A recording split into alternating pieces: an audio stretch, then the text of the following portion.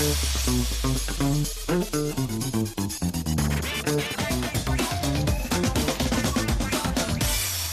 there and welcome to Most Buffalo. I'm Lauren Hall. Thanks so much for being with us. Hope you are enjoying the St. Patrick's Day celebrations, which are continuing today. We want to show you some of the awesome pictures that you have been showing us of how you celebrated over the weekend, whether you were at the Buffalo St. Patrick's Day parade, hitting up the bars, throwing a party at home, or just showing off that Irish pride. Really, wherever you are. Anytime you want to be featured, you can share your photos on social media with the hashtag #BeOnTo. Meteorologist Jennifer Stanonis is here with me now, and we both submitted a picture, but it's in there somewhere. Quite right? a montage of green, and it is just such a Buffalo thing to go all out for the weekend of St. Patrick's Day, especially when we finally get some nice weather and right. It falls at the same time. Everyone just kind of erupts into this Irish pride and excitement. Yeah, and it was a similar weekend to 2012. Do you remember that weekend? Yes. Hi, by the way. Hi. Yes, it was like so warm, and we got that at least for the first half of the weekend. We're going to be talking about this year. All right, and then we will be, yeah, right? We will. And then and then things kind of changed with some rain and then a little active weather on Sunday. But you made it to the parade. We did, yes. I know, and I was going to text you, be like, I'll meet you there, but then the rain was coming, so like, we made the it kids to the front step. Right, exactly right. The kids were like, okay, it's ready, let's get out of here. Yeah. But at least we got to see the first part of it, because the morning was fantastic. And then it just kind of went downhill from there. But at least the system was pretty quick. Yes. And any of the real severe weather was well south. But it was a good time. It was fun. We had fun. Yeah, we do that every year. We go and there's a party downtown, and then watch the parade, and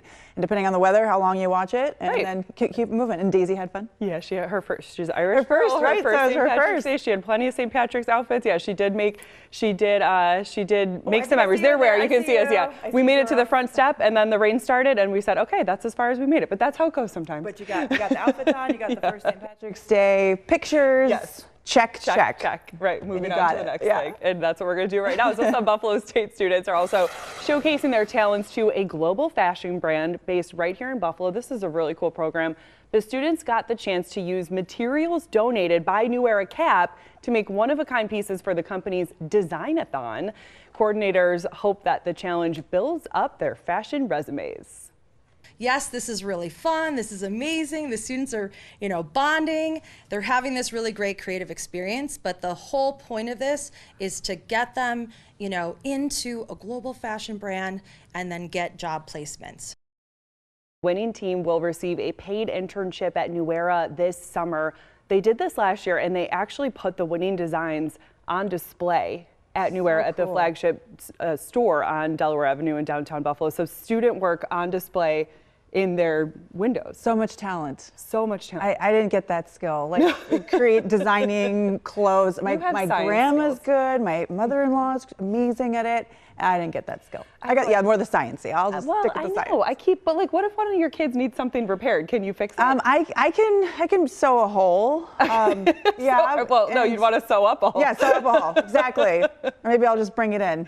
Yeah, I know. I could do little pillows, like when you made for your Barbie dolls. Yeah. When you were little, did you do that? I think we did. We did. My mom did it. Simple. I got to keep it simple, people. But no, I know. I keep waiting for these skills to kick in. It's like, oh, someday she's gonna need me to repair something. I can put a button back on. That can get you far. That can get you far. And you take where can't I get can. far without coffee. So listen to this big coffee news for West Seneca. Get ready for a treat. Dunkin' Donuts is celebrating the grand opening of their next gen store. It's on Union Road in West Seneca. To make things even sweeter, they are giving the first 100 Dunkin' Rewards members in the door this Friday 100 days of free coffee. What? The celebration also includes a prize wheel, a photo booth, and a ribbon cutting ceremony. Plus, the remodeled store features a sleek, modern design, premium cold beverage taps, and faster service with mobile pickup areas and digital kiosks.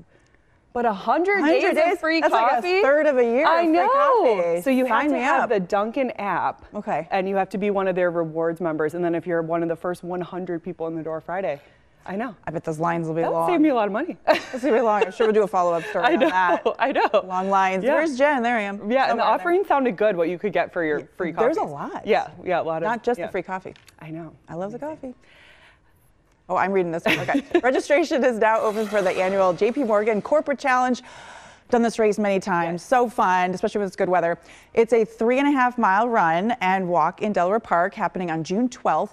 Race organizers are expecting around 8,000 runners and walkers to join this year. I feel like it's increasing. I think so, continues too. to increase. That's such a fun one. That was the first time I ever ran a race. Really? I never had really ran before, and it was probably 10 years ago, and I just signed up, and it went great, and then I started running. Awesome. And it was a great introduction because it's not that serious. It's just for fun. And not too long, but a lot of fun. And Right. you got all your friends and coworkers and big group and support. It's challenging at the end, though. And 'cause I usually think it's uphill decent at the end. weather. Yeah, great weather usually. Right. Perfect time of year. Yeah, in it's June. like a field day usually for all these companies. Yeah, it's a fun one. When folks say, I'm going to get into running and start with the turkey trot, I'm like, maybe not the best 5 race miles. to start. It's a little longer, and usually the weather isn't so great for it. So that's a better one, too. Well, even that one's 3.5 miles, which is a little bit more than a 5K, and you can feel that extra little bit. Yeah. The little last mile or two. Yeah, so be warned. Yeah. But there's a fun party waiting for you at the end, like most local races. Well, the Kenton School District is excited to announce that senior Isabella Tedder will represent the district at the English-speaking Union National Shakespeare Competition next month. After winning first place at regionals, she is one of 40 students nationwide to compete in New York City.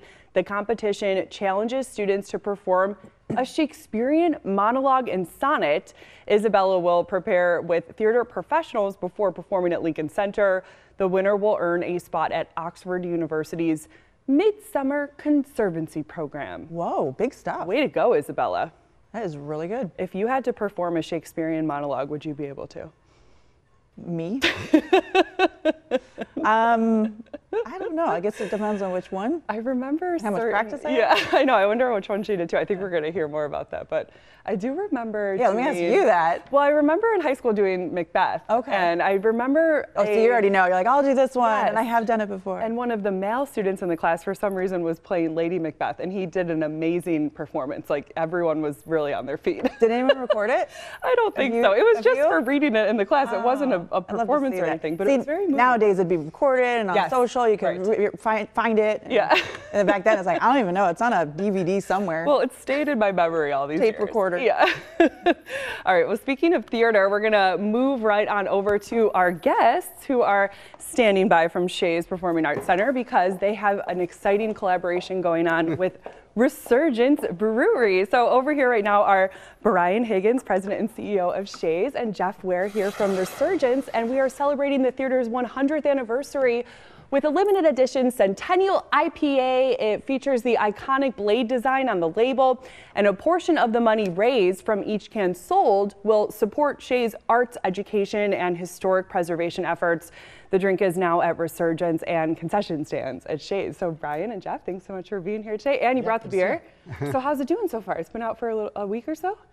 Yeah, I mean, I think it's a no-brainer for us, right? So you get to celebrate delicious beer and celebrate a really good cause and kind of an icon here in Buffalo. Two things that are iconically Buffalo, and this is all in celebration of the centennial of Shays. So how's that going so far, Brian? It's going great. It's been an exciting year. We're poised to have an even better year this year. We have a big announcement tomorrow night about the new Broadway season, and can't say anything until tomorrow night.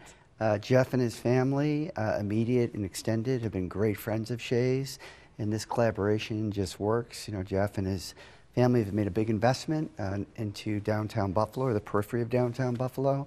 Shays is obviously, you know, very important to the viability of downtown Buffalo, and we're working together, and it's a great collaboration. Yeah, 100 years of Shays. It really is amazing to think of how important it is to the community, not just the city, but the outlying community as well. That's what right. it means to people. And Resurgence is located on Chicago Street in Buffalo's Old First Ward. Michael Shea lived there on Catherine Street when he first came to Buffalo. He was a 2-year-old, a son of Irish immigrants from St. Catharines, Ontario.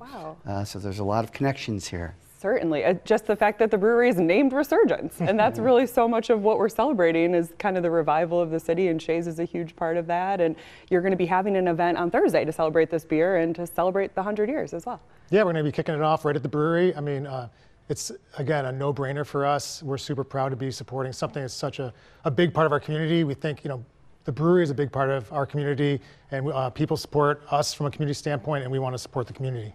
And I love that you can also get it at Shays. Because Absolutely. that's a fairly new thing at Shays, that you could get a drink and bring it to your seat. For the entire month of March, and it'll be prominently displayed. And we're confident that people will be consuming a lot of Shays Buffalo Centennial Brew. It's really cool. It's such a great name too. That was, like you said, a no-brainer. Yep, sometimes it's best not to overthink it. Yeah, exactly. So again, people can get it, Resurgence, at the theater. Broadway announcement coming soon, and then season tickets will go on sale as well? They will immediately. All right. Yeah. No clue that you could give us right now? Nope. Completely under You'll wraps. find out tomorrow. Sure. All right. Brian Higgins and Jeff Ware, thanks so much for joining us today on Most Buffalo. We're going to take a quick break and be back after this. Back here on Most Buffalo, and it's time for Mostly Interesting, back with Jen. And if you're feeling overwhelmed, researchers say you should go pet a dog. Oh, yes, it makes sense. A new study confirms what most people already know. Playing with pups does actually scientifically make you feel better. Scientists in Thailand say playing with dogs for just 15 minutes a day can significantly reduce a person's stress level. And I love this, it's good for the dogs too. So according to the study, overwhelmed undergrads who played with dogs reported less stress, a lower heart rate, and even lower levels of stress hormone cortisol, and canine cortisol levels dropped after a week of hanging out with humans. So it takes them a little bit longer. They want love, we want love, just coming together. It's one of the first things to do when I go home. It's like hug the kids, and then we all cuddle with puppies, and it totally makes sense. It always makes you feel better. And you can sense the dog's calmness too after a few moments of, you know, if you've been gone for a little while and you come back during the day. And the dogs can sense if you need we always to kind of be have the calming. They have the calming touch. Yep, Come and over just to kind of know, like, just like kids or just like us, like, okay, my family's here, we're all together. Yeah. It does seem like everyone's the happiest, kids and dogs, when we're just all together. And they don't have to look the around. whole clan going along. Yeah, the whole group. Yeah, I love that. Yeah. But it is funny they had to do a scientific study. It's like, we know. We already know. We can feel it. We can feel it. Yeah. Well, continuing the cute animal theme, a baby sea lion has quickly become the most aerobatic animal at the aquarium in Washington State. Pepper was caught on camera holding an artificial kelp strip as she swam in gymnastic-like circles, as you can see, at Point Defiance Zoo and Aquarium in Tacoma. It's all part of the 9-month-old enrichment activities, aiming to strengthen her interaction with kelp and make it easier for her to explore her environment. Pepper is the first of her kind ever, born at the aquarium, just 74 pounds. Pepper is still growing and learning how to do everyday sea lion activities. I'm trying to read and watch the video at the same time. You would never know that she was brand new to that, because she looks like a total pro. Look at that. I know. I love sea lions too. They also remind me of dogs with their whiskers, and they seem to be responsive and receptive to human relationships as well. And the one up at the Niagara Aquarium, I mean, they're went very viral. Talented. The one there, the sea lion is so cute, and so cute. Totally has the whole routine down of swimming and jumping, and it's like a person. And it is, or like a dog. And they develop these relationships with their trainers, and they know that they're there to lots take of interaction care of them and give them hugs, kisses. I don't know if they hugs, but they get up close and personal. Right, and they do like the high five. It's sweet. Kids love so cute. Yeah, so cute. All right, well, more to come here on Most Buffalo. When we come back, we'll see you after this. Welcome back. Catholic Charities Annual Hope Day is coming up this week. It is a 24-hour giving campaign happening Wednesday, March 19th. Money raised will go towards Catholic Health's annual appeal. The first $61,000 donated will be matched by donors and sponsors so that your gift can go even further.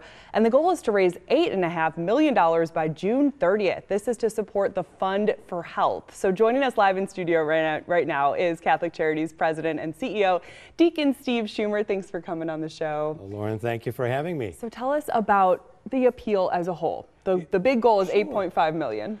The goal is $8.5 million, and it's an ambitious goal, but we recognize that the need in our community continues to grow, and so we've been here for over 100 years, and we're counting on our neighbors to pull through to help us help our neighbors. And where will the fund go? What programs does it go to? Thank you for asking. We have over 50 programs in 80 locations all across Western New York. Last year we served approximately 147,000 people. Roughly 1 in 10, or 10% of the population, has been touched by Catholic Charities in some way. Basic needs: food, housing, clothing, food pantries, mental health, senior services, run the full spectrum. We like to say that we're the most comprehensive health and human services agency. Not the largest, but the most comprehensive. Yeah, I've been to a food pantry before and also to one of the stores. People can go buy gently used items and clothing and other items for their home. A lot of folks come to our thrift store on Broadway, just a couple of blocks from the market. It's become a mainstay of the neighborhood, absolutely. Especially as things like basic needs, the cost of those things keep going up and up, so you're only goodness. having to serve more people. Yes, indeed. And actually, late breaking news, we have $116,000 in matching funds on Hope Day. So the callers who call in can double the donation. So you donate $100, we get $100 in matching funds. We get $200, thanks be to God. Amazing. Again, and that's happening Wednesday, March 19th. You said you're going to be dialing and smiling that day. Yes, we are. We call donors who have donated in the past, but we maybe haven't heard from yet. And we used to do this in May. And we learned that a lot of people really like this day for matching funds, and so we moved it into March. It falls into Lent, which is traditionally a season of prayer, fasting, and almsgiving, so it fits very well. And we're basically calling folks who we already know, saying, hi, remember us, could you help us again this year? And we always get a really, really good response. Last year we raised over $400,000 on this day. Wow. We've been doing Hope Day now for, I think, 5 or 7 years, and collectively we've raised over $2.5 million on this day over those years. So it's a successful thing, and we have a little fun with it. A lot of volunteers come into the office, and I'm hoping for another good day on Wednesday, March 19th. And Catholic Charities is a Catholic organization, but you hardly only serve Catholic people. Oh, absolutely. Well, we serve everybody. We don't ask for a person's faith tradition when they come to us for help. That's true of our employee base as well. We certainly are a ministry of the Catholic Church. We do this work in the name of Jesus Christ, but we help everybody. And so this year in particular, we're really reaching out to the community to say, look, help us help our neighbors.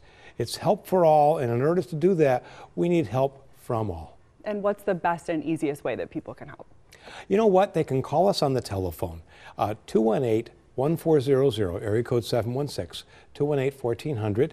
Speak to one of our lovely staff people. We have a website, ccwny.org, where people can donate, and both very easy.